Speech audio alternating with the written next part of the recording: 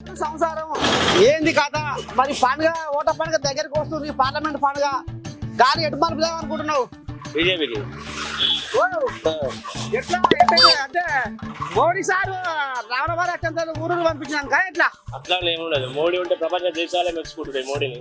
అంతేనా మనం ఎంత అన్నట్టుగా మోడీ సారే రావాలనుకుంటున్నాం. ఏయ్, నువ్వేమనుకుంటున్నావు మరి పండుగ ఎడ చేస్తావు ఓట పండుగ నేను కాంగ్రెస్ రావాలనుకుంటున్నాను. ఎందుకు కాంగ్రెస్ అనుకుంటున్నావు మళ్ళా మార్పు కోరుకోవాలనుకుంటున్నాను.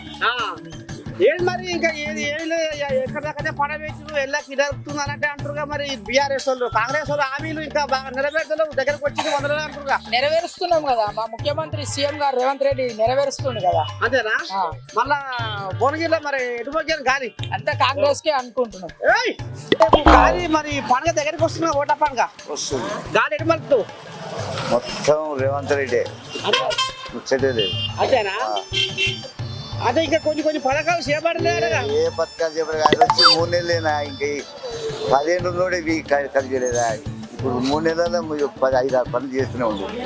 ఇంకేం కావాలి అంటే ఇప్పుడు ఈ ఆయన పీరియడ్ వచ్చే వరకు కాంగ్రెస్ తరఫుగా ఎవరు నిలబెడతారు భువనగిరికి ఆ?